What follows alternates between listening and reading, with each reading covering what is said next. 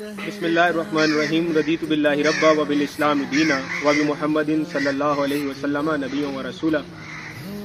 توحید و رسالت کی خاطر ہر باطل سے ٹکرائیں گے، ہم فکر مدینہ کا پرچم ہر چوٹی پہ لہرائیں گے۔ معبود فقط ہے ایک خدا، مسجود فقط ہے ایک خدا، ہم الا اللہ کی صداؤں سے پھر گلشن مہکائیں گے۔ کیوں شرک کے فتوے لگتے ہیں توحید کے ان متوالوں پہ، ہم ایسے کج فکر خطیبوں کو راز توحید سمجھائیں گے۔ ظلمت کے داغ مٹانے کو قرآن کی کرنیں کافی ہیں،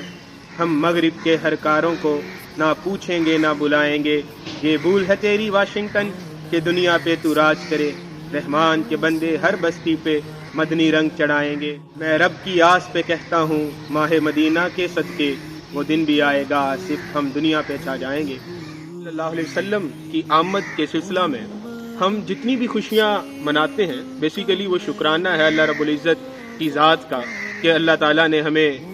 نبی اکرم نور مجسم شفیع معظم صلی اللہ علیہ وآلہ وسلم کا امتی بنایا۔ حضرت عروہ بن مسعود رضی اللہ تعالیٰ عنہ کا جو قبول اسلام کا واقعہ ہے، اس سے پہلے عروہ بن مسعود جو ہے وہ قریش کے جو سفیر تھے، اور انہوں نے کیسر اور کسریٰ کے جو ہے وہ دربار بھی دیکھے تھے، اس کے جو جانثار تھے کیسر و کسریٰ کے وہ بھی دیکھے تھے، وہ تخت و تاج سونے کے تاج تھے وہ بھی دیکھے تھے۔ جب عروہ بن مسعود نبی اکرم صلی اللہ علیہ وسلم کے بارگاہ میں جب حاضر ہوئے تو پھر جب واپس لوٹے اپنے لوگوں کے پاس، انہوں نے جا کے بتایا کہ میں نے کیسر و کسریٰ سب سے ملاقات کی، تخت و تاج دیکھے، لیکن یہاں پہ جو نبی اکرم صلی اللہ علیہ وسلم کا جو معاملہ ہے یہ کچھ اور ہے۔ اور عروہ بن مسعود رضی اللہ تعالیٰ عنہ نے جو چیزیں وہاں پہ بتائیں وہ تعظیم رسول صلی اللہ علیہ وسلم کے ریلیٹڈ تھے۔ انہوں نے کہا کیسر تھوکتا تھا تھوک زمین پہ گرتا، کسریٰ تھوکتا تھا تھوک زمین پہ گرتا، لیکن میں اپنی آنکھوں سے دیکھ کے آیا ہوں کہ جب نبی اکرم صلی اللہ علیہ وسلم کے ہونٹوں سے لعاب دہن جدا ہوا، صحابہ نے اپنی ہتھیلی پہ سجایا اور پھر اس کو صاف نہیں کیا بلکہ اپنے رخسار پہ ملا۔ اس نے بتایا کہ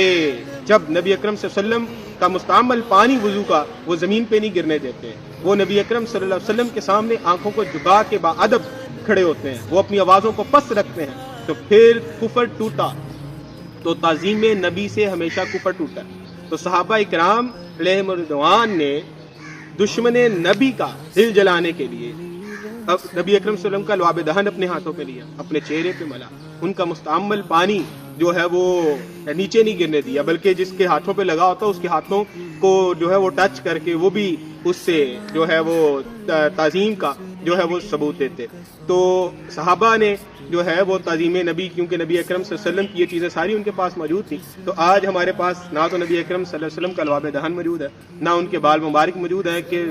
خالد بن ولید کی جو ٹوپی ہے اس میں بھی نبی اکرم صلی اللہ علیہ وسلم کے بال مبارک تھے، اور جنگوں بڑی بڑی جنگوں کو رکوا دیا گیا تھا اس ٹائم پہ جب ٹوپی گم ہوئی کہ ٹوپی کو ڈھونڈنا۔ لوگوں نے جب پوچھا خالد بن ولید رضی اللہ تعالیٰ عنہ سے، انہوں نے کہا کہ نبی اکرم صلی اللہ علیہ وسلم کے بال مبارک اس ٹوپی میں موجود ہے، تو جب تک ٹوپی نہیں ملے گی تو جنگ نہیں ہوگی۔ تو دیکھیے کہ ان کے پاس یہ چیزیں میسر تھیں لیکن ہمارے پاس وہ چیزیں میسر نہیں ہیں، اور دشمن نبی کا دل جلانے کے لیے انہوں نے ان چیزوں کو استعمال کیا۔ لیکن آج دشمن نبی کا دل جلانے کے لیے اگر ہم لائٹنگ لگاتے ہیں یا کوئی بیج لگاتے ہیں تو ہم پہ شرک کا فتویٰ اور بدعت کا فتویٰ لگا دیا جاتا ہے۔ تو میں ان تمام احباب سے گزارش کروں گا جو اس طرح کے کام کرتے ہیں، کائنڈلی اس طرح کی فتویٰ بازی سے ہمیں بچنا چاہیے، کیونکہ نبی اکرم صلی اللہ علیہ وسلم کا ہی فرمان ہے کہ اس امت میں شرک خفی تو آئے گا لیکن شرک جلی جو ہے وہ بالکل نہیں آئے گا۔ تو اگر یہ شرک ہے تو پوری امت جو ہے نا وہ مشرک ٹھہرتی ہے، تو اگر یہ پوری امت مشرک ہو جاتی ہے تو پیچھے تو ٹانگے کی سواریاں بھی نہیں بچتی۔ تو لہٰذا اس جو کفر اور بدعت اور شرک کے جو فتوے ہیں ان کو اپنے پاس رکھا جائے، اور میری کائنڈلی گزارش یہ ہے کہ ہمیں ایک امت اس وقت ہی بن سکتے ہیں جب ہم نبی اکرم صلی اللہ علیہ وسلم کے عشق کے زیر سایہ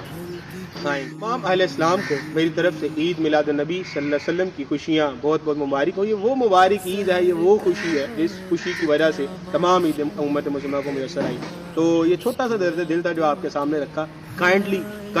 خصوصاً یہ اسکول کالج اور یونیورسٹیز کے جو نئے نئے لڑکے آئے ہیں وہ پتہ نہیں کن کی باتیں سن کے، کائنڈلی تحقیق کریں اور کہتے ہیں صحابہ سے ثابت کریں۔ تو صحابہ نے تو اس انداز میں منایا، تو اس کی لمبی ڈیٹیل ہے، پورا لٹریچر بھرا ہوا ہے۔ اللہ تعالیٰ اگر چاہتا تو پوری کائنات کے دل میں اصلاح ڈال دیتا، اللہ تعالیٰ چاہتا تو ڈائریکٹ نبی اکرم صلی اللہ علیہ وسلم کو ہمارے پاس بھیج دیتا، لیکن اللہ تعالیٰ نے پوری دنیا کو بنایا، فرشتے بنائے، جن، حیوانات، نباتات، سب کچھ بنانے کے بعد، اور پھر روزے آخرت بنا، قبر کے سوالات اور جوابات بنے. اور مزے کی بات ہے قبر کے اندر خالی اگر توحید سے کام چل جاتا تو یہ سوال نہ ہوتا، ما کنت تقول فی الحق حاضر رجل، دنیا میں شخص کے بارے میں کیا کہتا تھا. تو جب نبی اکرم صلی اللہ علیہ وسلم کا جب دیدار ہوگا انشاءاللہ ہم کہیں گے کہ ہم درد دل رکھنے والے تھے. تو ہمارے پاس آج نہ لواب دہن میسر ہے، نہ نبی اکرم صلی اللہ علیہ وسلم کی زلفیں میسر ہیں، نہ وضو والا پانی میسر ہے. تو ان چیزوں سے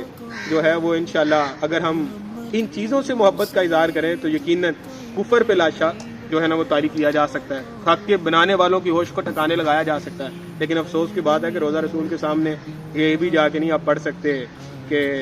اب درود و سلام کا نذرانہ وہاں پہ پیش نہیں کر سکتے، شرک کی صدائیں آتی ہیں. تو اللہ تعالی ہم سب کا ہم ناصر ہو. اگین عید میلاد النبی بہت بہت مبارک. Thank you very much.